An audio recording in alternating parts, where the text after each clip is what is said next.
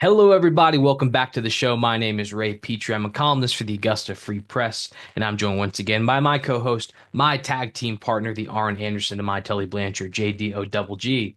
How's it going, sir? Going great. Today, gonna have a little fun, Jordan. Now that spring is over, we're going to uh, list what our five favorite things in spring 2025 was in the world of professional wrestling. Now, this doesn't necessarily pertain to AEW or WWE. It's wide open. It could be anything. It doesn't even have to be active wrestling. It could be wrestling adjacent things, like, for example, the Queen of the Ring movie, any biographies or documentaries we watched, like anything at all in the wrestling sphere. Um, we did this last fall, and it was a lot of fun. I think it's a very fun way to review the last few months of wrestling, the last season. Um, But first, I had the opportunity to review Big Trouble Ben Bishop earlier this week, a phenomenal independent wrestler, 6'12", 15% of a metric ton. The guy is a unicorn. He's huge, a great worker, and is a really entertaining guy. Makes great content on TikTok, Instagram, Twitter. Great follow. Someone who will, I think, assuredly one day be signed to a company. If maybe they weren't so afraid of how big the guy is, because he's a legit giant, former college basketball player at the University of Vermont. So I would love for you guys to check that out. If you're not familiar with Ben Bishop, it's a great way to introduce yourself. We played a game with 21 questions. It was a lot of fun, and I want to thank him again for that. If you don't want to watch this on YouTube for whatever reason, I can't imagine why you wouldn't want to see our beautiful faces, but this podcast is available on Apple Podcasts, Amazon Music, and Spotify, as well as almost everywhere else you can find podcasts. So please check us out there. Like the video, leave us a comment. What were your five favorite things in spring 2025? And without further ado, we're going to get started, Jordan. I'm going to let you begin the list. All right. But like we said, this is not pertain to one company, to the big companies in America. It could be anything wrestling adjacent. So bear that in mind. Um, Floor is yours, Jordan. All right. Well, I'm gonna first start off with my honorable mentions because we've had a lot of stuff happen throughout the spring, and it was so much that it was hard to narrow down five things. But I was able to do it. But I wanted to throw out some of the ones that narrowly missed my list. And I had four of them. It was Mercedes Moné and versus Athena at AEW Spring Breakthrough. Phenomenal women's match. Just missing out. I had Cena and Cody Rhodes' promo exchange on the 31st of March on Raw. It was their first confrontation after Cena's heel turn. Um, I had Io Sky winning the Women's World Championship on March 3rd, beating Rhea Ripley. And then I had Hangman Page and Will Ospreay at AEW Double or Nothing, which a phenomenal match and would have made my list if not for other reasons that I will get to later on in my list. So, without further ado, my number five was John Cena's first heel promo on March 17th on Raw in, I believe, Germany. Is where it was. Um, and it was the first time that Cena spoke about his heel turn, him aligning with The Rock, although he did not mention The Rock in that promo. But it was a very good promo. Um, a lot of fire, a lot of passion. I think you and I talked about it when it first happened, and it made me a little bit excited for what this heel turn might do for him. Obviously, now we know it has been a complete train wreck since then, but it started out good, so I enjoyed that, and that is why that's number five on my list. Yeah, a lot of promise from that first promo.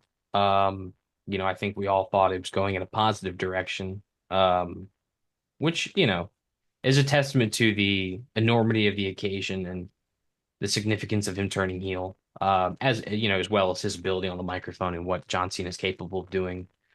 Um, yeah, my number five um would be Saya Kamitami. Uh, versus Tam Nakano at All-Star Grand Queendom 2025.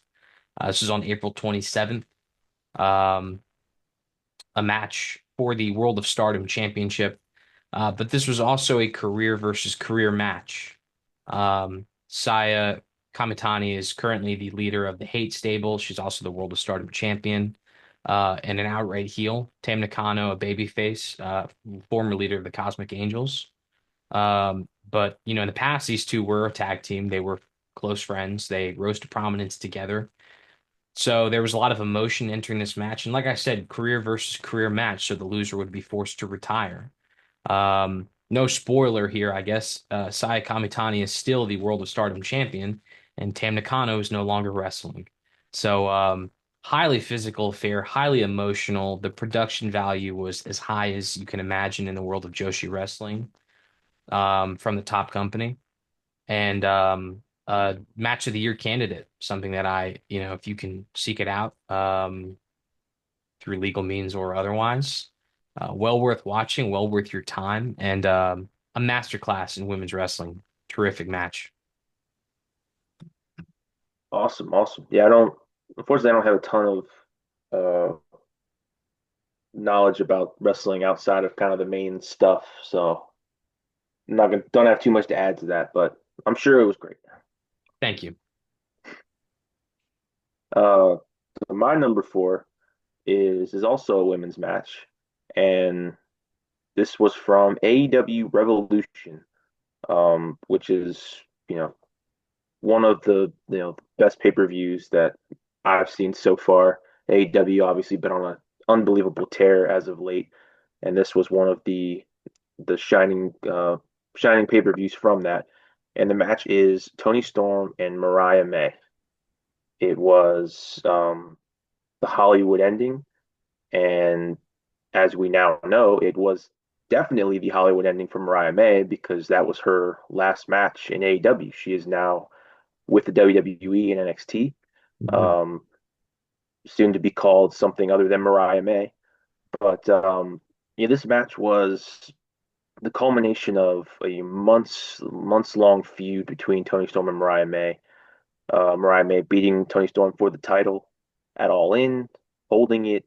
Toni Storm went away for a while, came back as her old version of herself with amnesia. Then it was revealed it was just an act. It was a whole big elaborate thing. Very well thought out. It was definitely creative. Um, and this was the ending of it, the culmination of that feud. And it had everything you could possibly want. It was brutal, it was bloody, and for a women's match, it doesn't typically happen too often. But when it does, you want it to make it count. It definitely did. And these two showed out. And, obviously at the time we didn't know, but it was a great send off for Mariah May. She put in a lot of good work there, and now she'll move on and I'm sure do good things in the WWE. But this was my number four. It was one of the best women's matches I've seen in a long, long time. Probably, other than Chris Statlander and Willow Mhm. at All Out last year, which was another brutal match. So yeah, this was great. I enjoyed it, and is my number four. A terrific match. Yeah, I think in retrospect, even more significant because it was Mariah May's last match in AEW. The uh, I mean, emphatically the ending to that year-long saga between those two. That's one of the better feuds programs of the decade, of maybe the last 2 decades. Certainly in women's wrestling, maybe arguably the best in America. Yeah, terrific work. And yeah, I mean, like you said, I think it head and shoulders with that match between Statlander and Nightingale at All Out last year, which made both of our lists in the fall. So yeah, great choice, man. My number four. I'm going with the whole Dynamite episode of Spring Breakthrough.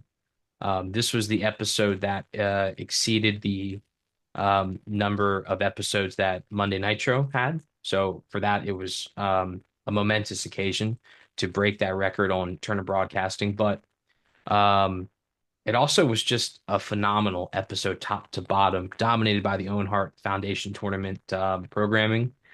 You had Mercedes Moné versus Athena.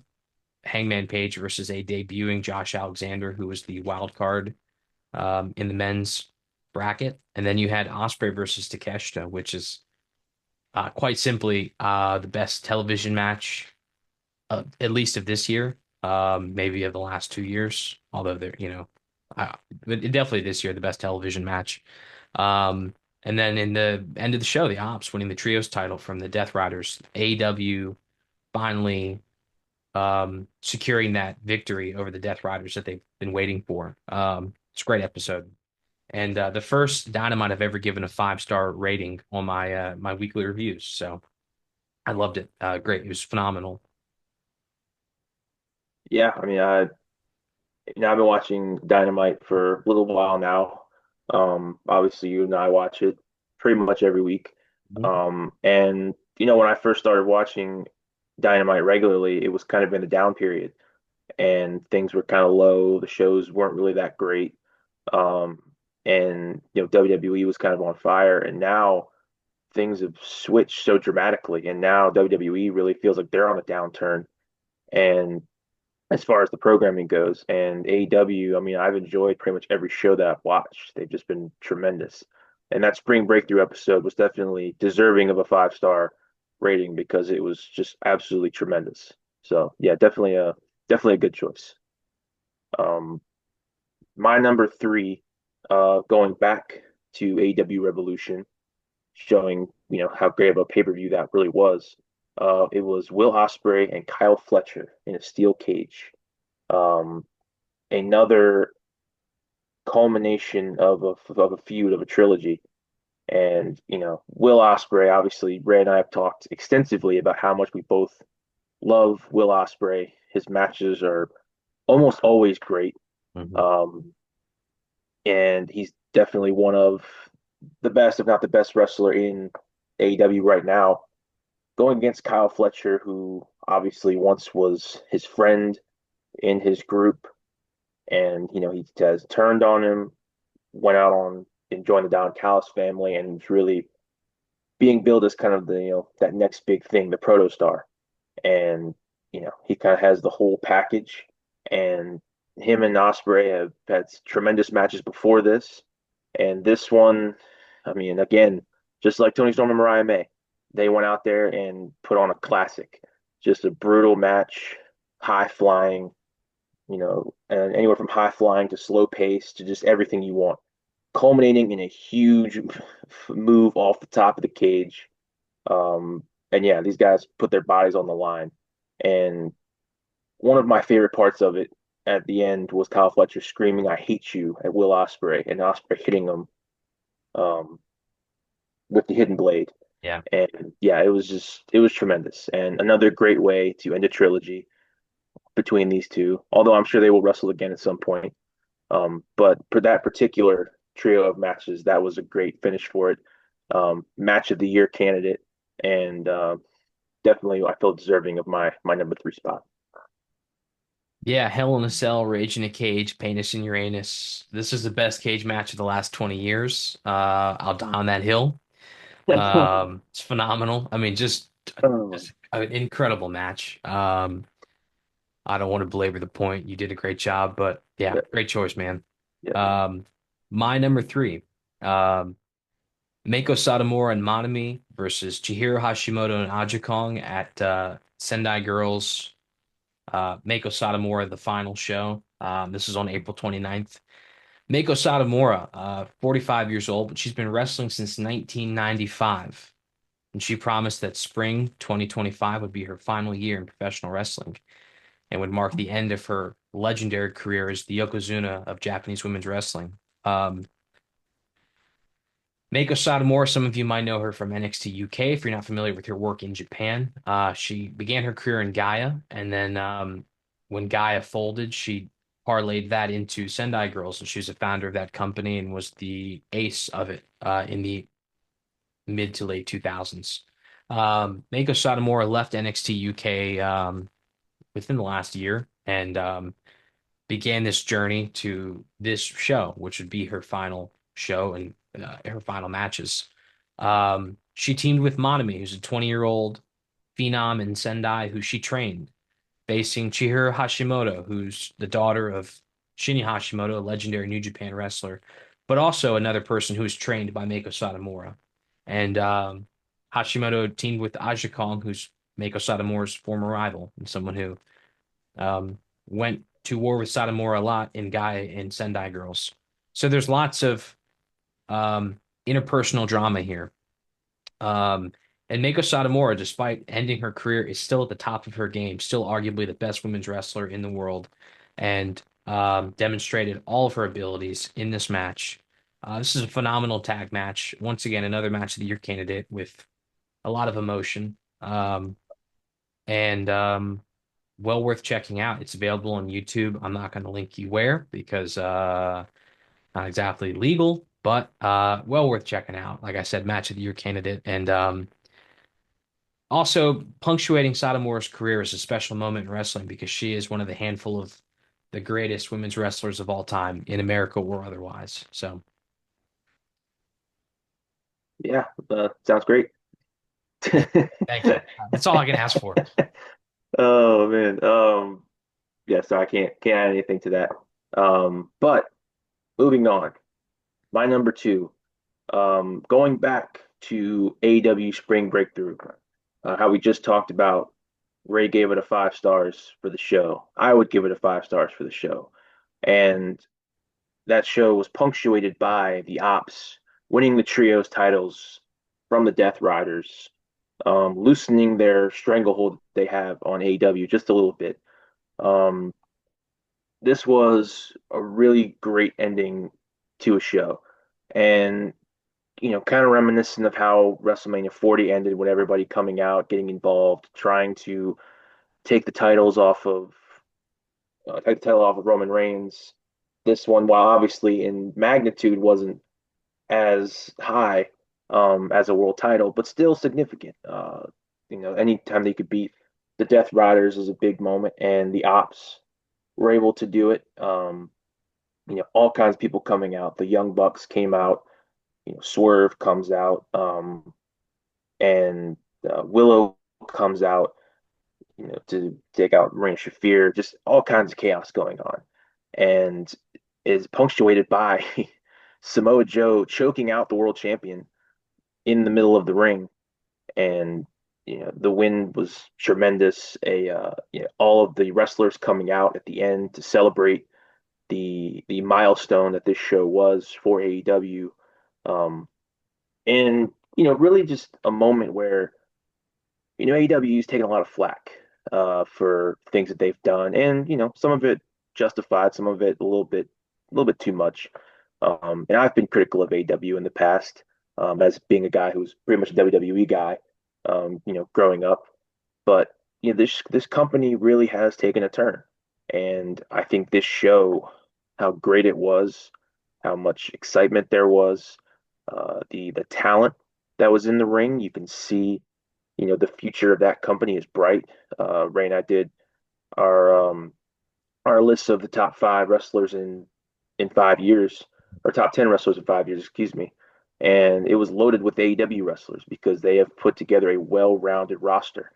And I feel like that show, along with all the other great shows they've put together over the last few months, has really set them up for success going forward. And I feel like this AEW Spring Breakthrough, the main event, the Ops winning the titles, was really a moment of triumph in that we're going in a good direction, and the stuff that we did before is in the past, and we're moving forward with a new direction. And I feel like that's what this win signified. I thought it was a great overall moment for AEW. Yeah, a phenomenal match. Moxley taking the place of Pac, who had broken his ankle, I guess, Yeah. prior to this match. So Moxley filling in as 1/3 of the trios champions and getting choked out by Samoa Joe. Reminiscent of Lex Luger defeating Hogan on Nitro and WCW finally getting that win over the NWO and them coming out to celebrate it. It reminded me a lot of that. It's a great ending to a show. And yeah, I mean, you're a big Samoa Joe guy, so it was Yeah. only emphasized by the fact that it was him applying the coquina clutch to Moxley, Oh yeah, to, that just made it 10 times better. yeah. Moxley getting choked out and Samoa Joe being the one to do it was awesome. Um, Samoa Joe kind of emerging as, in the absence of Bryan Danielson, as the quasi leader in the locker room of AEW. Maybe neck and neck with Kenny Omega, but being that veteran presence, a guy in the locker room who knows right from wrong and how to conduct yourself, and being a vet. I mean, Samoa Joe's is that guy, and could be in any company in the world. He is, that kind of cachet. But Yeah, I like. I mean, I think he's a lot like the Undertaker, kind of in that way now. He kind of occupies that space where he's seen everything, he's done everything. He is a tough guy. He's someone who has a lot of miles, a very mature person. So, anyways, yeah. I it's think good it to see him speaks have that. volume. It speaks volumes when you had the the company at the time when Samoa Joe won the belt Hmm. was in a little bit chaos. Had a lot of things had just gone wrong. Things were going downhill, and they needed a stabilizing force to kind of bring the locker room together, bring the company together, really bring a little bit of prestige back to the world title. And they decided to give it to Samoa Joe. Yeah, And in a lot of ways, I think he did stabilize things. Um, I wish he could have had got to do a little bit more with the title, but they obviously wanted to give it to Swerve, and Samoa Joe he was a good soldier. He did what he needed to do, and I feel like it really helped stabilize that world title picture for the chaos that they were in at that time. So yeah, Samoa Joe just class act all the way. yeah. Um, my number two, the Owen Hart Foundation tournament, the whole thing, both men's and women's, beginning April 6th at Dynasty and ending May 25th at Double or Nothing. Um, this year's Owen Hart Foundation tournament, um, produced some of the best matches of the spring. And just to name a few, Kyle Fletcher versus Mark Briscoe, Brody King versus Konosuke Takeshita, Hangman Page versus Kyle Fletcher, Konosuke Takeshita versus Will Ospreay, Athena versus Mercedes Moné, and lastly, Hangman Page versus Will Ospreay in the main event at Double or Nothing. Um, I don't want to get in granular detail uh, for all those matches, but some of the highlights there: Monet and Athena, Konosuke Takeshita and Ospreay, and then the last one, Page versus Ospreay at Double or Nothing. Those three matches in particular were match of the year candidates. High points for all of those wrestlers this year. And not only is the tournament fun because I enjoy tournaments, and these are some of the best wrestlers in the world involved in this tournament in particular, but the winners of both will advance to All In the main events against the respective champions. So there's dueling stakes there. There's being an Owen Hart Cup winner is prestigious in and of itself because you look at the past winners and they're all really great wrestlers. Um, and then now you have that built-in guaranteed shot at All In, which is just adds even more stakes to the equation. All this, obviously in service of honoring the legacy of Owen Hart, who has sort of been left out of the conversation a lot in wrestling over the last 3 decades since his passing. Owen Hart, people have really shied away from him because of the nature of his death. And I think AEW's done a great job of honoring his legacy in a positive way and putting him back in the conversation as someone who we need to talk about. Um, so I think that's awesome. I think it's been awesome for the last few years, and this might have been the best tournament yet. Yeah, I mean the Owen Hart Cup tournament it was always a cool concept, and it's again like you said, it's a great way to honor Owen Hart, who his legacy has always been just so tricky because of the circumstances of his death, and the subsequent obvious bad feelings that his family has had for that, and obviously a lot of history we don't have to get into, but a complicated legacy, which is, obviously unfortunate because Owen Hart was one of the best wrestlers of his time. And, I feel like, doesn't get enough shine. And this is a way to really honor his memory, to, get people who may not know a whole lot about Owen Hart. Hey, this tournament's named after this guy. Let's look up Owen Hart. Let's see why he's got a tournament named after him. And Mhm. people can discover Owen, the greatness that he had when he was in the ring. And yeah, just a tremendous tournament just in and of itself. Obviously, like you said, all the great matches. And also, I think, imitation being the best form of flattery for WWE with their King and Queen of the Ring tournament. Now, all of a sudden, the winners get title shots against the main brand's champions. Yeah. What does that remind you of? Yeah. Sounds a lot like the Owen Hart Cup tournament to me. So, you know, take that how you will, but I think that says a lot about how great of a concept this was. I give Tony Khan a lot of credit for it. Yeah. And obviously, we're in for a lot of great tournaments in the future. And yeah, it's an awesome choice.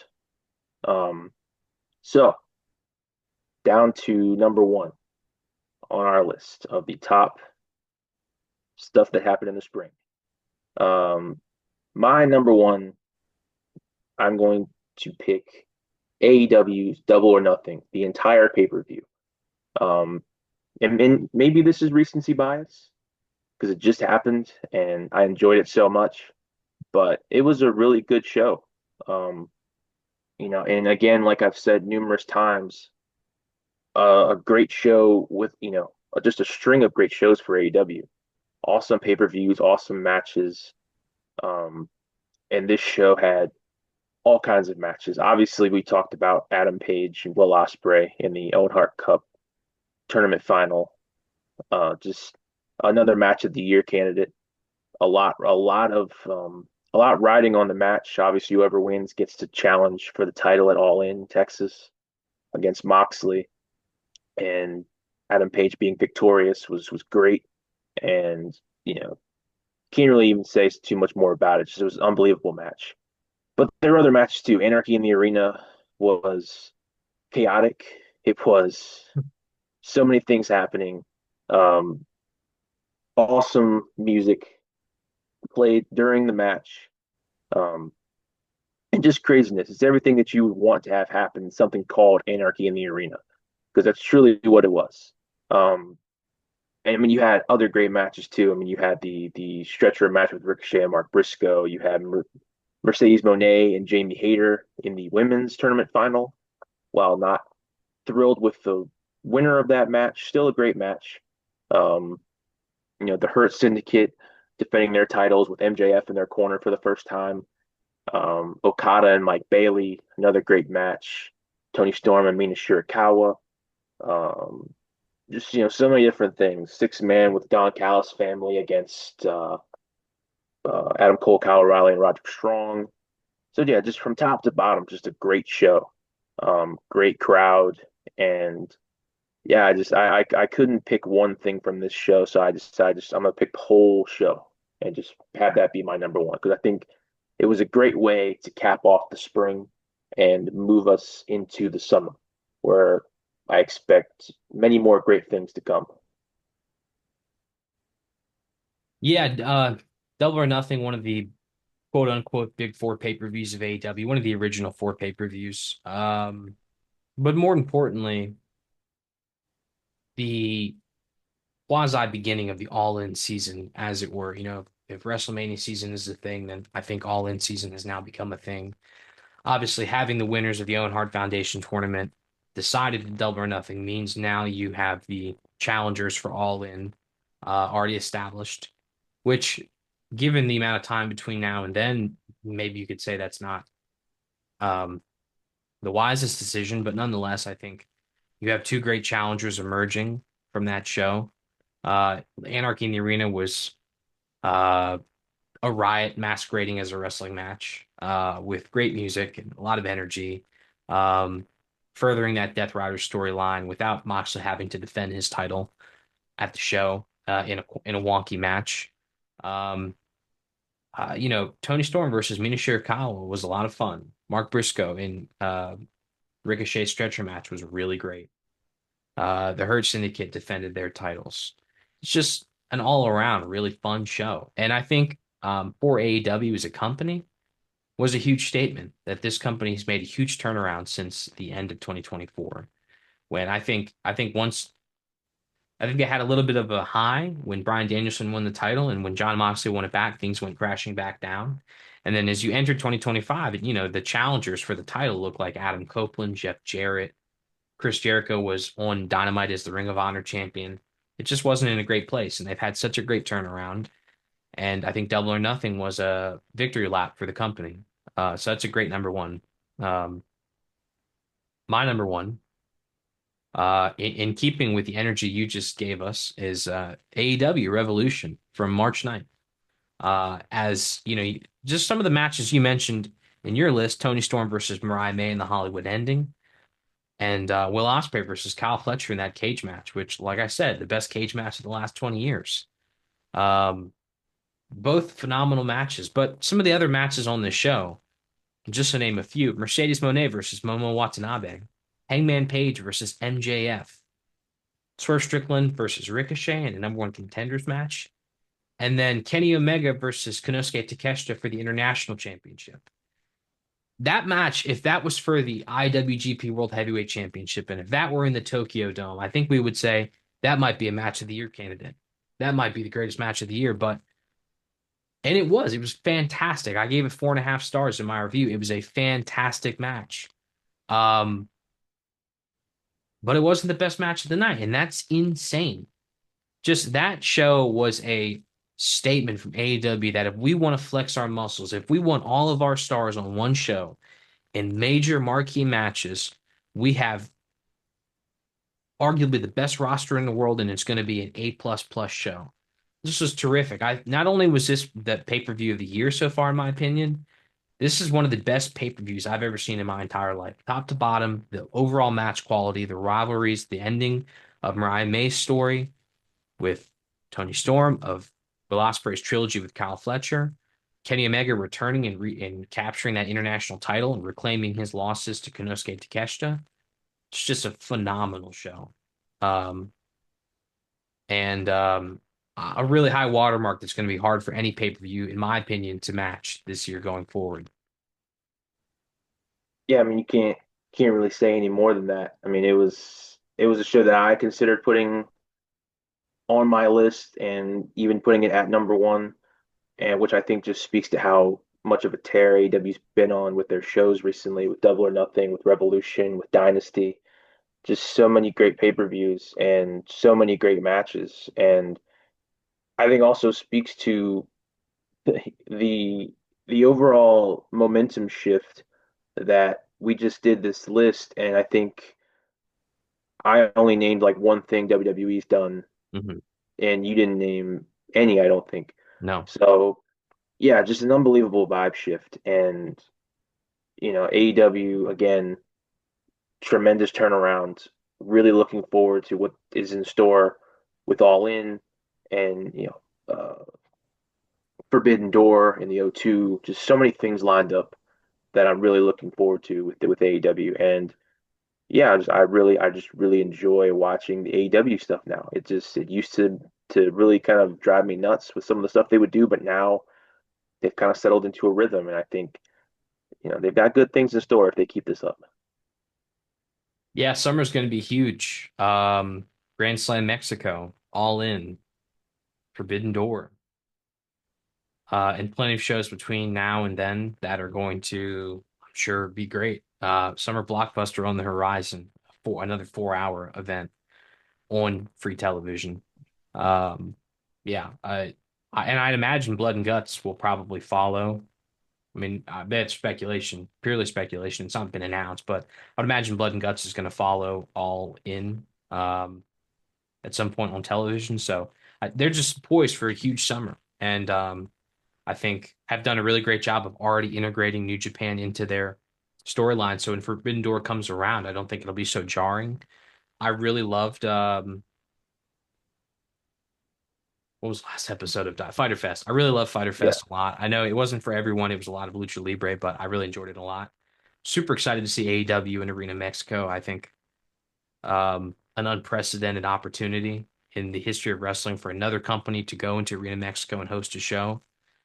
It's going to be phenomenal. And then All In. I mean, I said Revolution is going to be hard for any pay-per-view to exceed that. I think it was such a high mark for AEW, but All In has all the potential in the world I mean, the matches that have already been announced look incredible. Okada versus Omega, Mercedes versus Tony Storm, Hangman versus Moxley.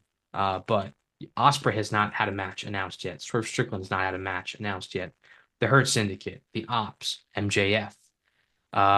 There's assuredly going to be another women's match. There's just so much potential. I think this show could really, I had a lot of excitement for WrestleMania, and it all amounted to about nothing. And I think that another thing to say real quick. Um, I don't want to go off on a huge tangent, but WrestleMania was in the spring, and we there were no WrestleMania moments involved in our list, which I think in any year would be insane to say. But not a single Mania moment came to mind when I was coming up with this list. Not Heyman betraying Roman Reigns and CM Punk, not John Cena winning the title, nothing. And nothing came to my mind. And I think that speaks to, quite frankly, the poor state that WWE is in right now. Yeah, I mean it. I considered maybe one of the two triple threat matches that they had, the women's one and between Rhea, Io, and Bianca, and then the CM Punk, Seth Rollins, Roman Reigns triple threat. Those are the only two I considered um, for this list, and they didn't even make my honorable mentions. Not to say that they weren't good matches, but just there were other things I liked better. I thought that were better. And yeah, I mean, I've said it numerous times over the last few episodes that we've done about just the poor state of WWE, the booking of these shows. Obviously, people will counter with the crowds, and that's fine. It's a valid point. They're making a lot of money. But eventually that stuff's going to come back to bite you when you kind of do some of the things that they've done. And I'm not going to get into a huge thing about Money in the Bank, but I watched it last night and there were things I didn't like about it. There were too many advertisements. I thought the matches were okay, but they weren't great. And I just watch a show like that, and I'm just like, man, I can't. Like, if that were in the spring, I wouldn't even consider it on any of the stuff I just talked about. Mhm. And Money in the Bank is one of the WWE's they consider one of their big pay-per-views, and it was just a show. I didn't really care that much about it. Didn't evoke too much reaction out of me. Um, and again, I think that just says something. Because as we've seen throughout the course of history in wrestling and sports and anything, the crowd can change very quickly. If you don't give them a quality product that they can invest in, you might keep those core fans who are just they only care about one thing, one entity, but people will tune out. Yeah. And I think if they keep up what they're doing now, it's going to eventually turn. I'm not saying AEW is going to outdraw them. I don't know if we'll ever get there, but I think you could have people just saying, "I'm this WWE's not good. I don't want to watch it." Um, and that could be an opportunity for AEW to pick some people up. So we'll see. Yeah, I mean, the R-Truth, this the recent saga of R-Truth has been Yeah, perplexing. We perfect haven't really, encapsulation. yeah, we haven't really talked about it. I guess to go behind the scenes a little bit, break the fourth wall. We were recording two episodes, I guess 2 weeks ago, and or was it was a week ago now, I guess. Yeah, it Yeah, was a a week week week ago. ago. Yeah. And right as when we were recording the second episode, during our recording, the news broke that he was released. And I didn't believe it was real at first, so I didn't stop what we were doing to talk about it. But obviously it seemed to, I mean, at this point it's I guess all speculation, but it very much seems like it was real. He was released, they didn't renew his contract, and it sounds like they heard the fans' response, which was overwhelmingly negative, overwhelmingly in support of R-Truth, and now he's back. Yeah. Well, I would say it's to me it's not even speculation. It's almost confirmed at this point that Yeah. the WWE, that whether it was Triple H or TKO, Hmm. it sounds like it was probably a combination of both that decided that R-Truth was not worth the money they were paying him. He's 53, and we're just going to let him go, and we're not going to renew his contract. Same thing happened to Carlito, and the not only just the fan outrage, but like the wrestler, the backstage, the locker room outrage was was pretty public. Like it wasn't, whatever you take into reporting.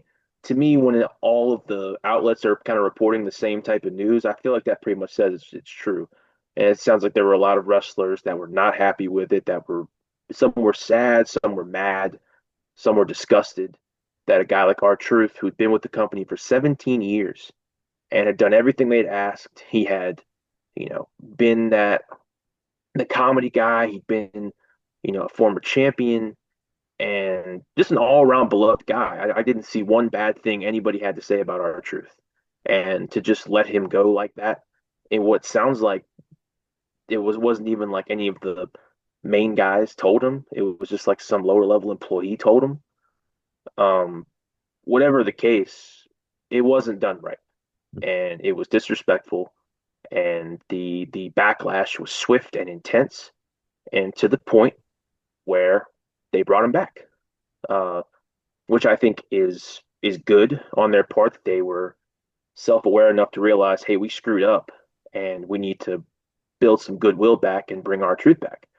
Um, so yeah, this was not any kind of long-term storytelling. This wasn't any big game plan like Triple H was trying to act like it was. This was we screwed up and we're trying to make it right and bring our truth back, and that's what happened. So um, yeah, it's just a perfect encapsulation of just where this company's been going, just with the advertisements all over everything, just just the no self-respect all like we'll sell ourselves for anything. Yeah. You give us money, we'll do whatever.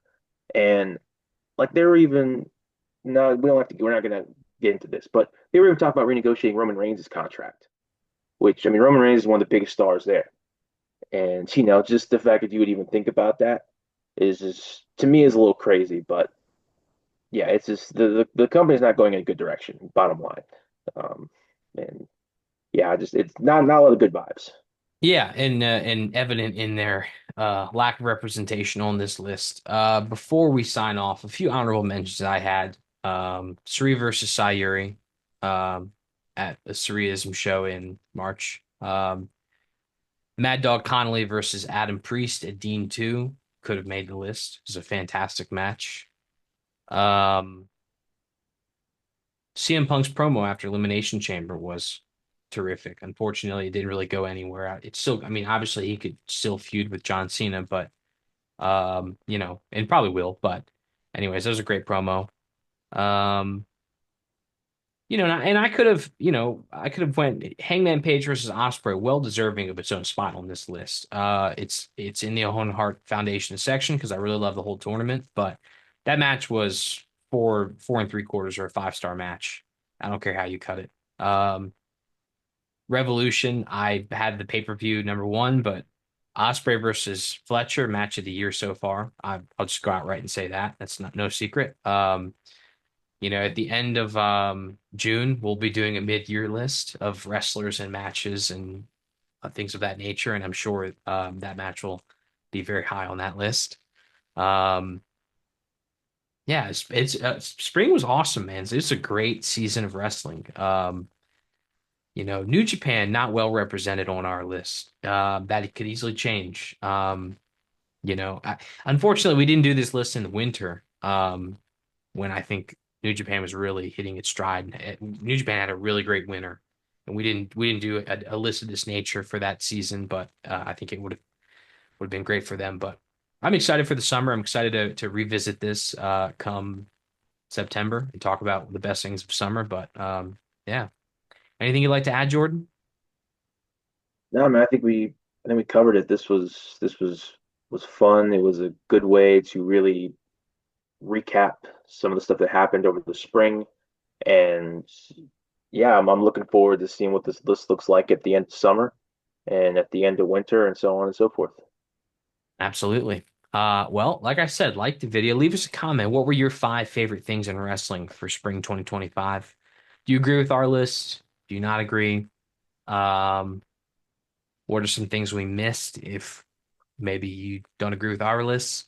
And please subscribe to the channel. We'd love to see you back next week. Share the video. We'd love to see some new faces, some of your friends. We love interacting with the content. and the comments and the fans and the viewers. So yeah, Jordan, talk to him, brother.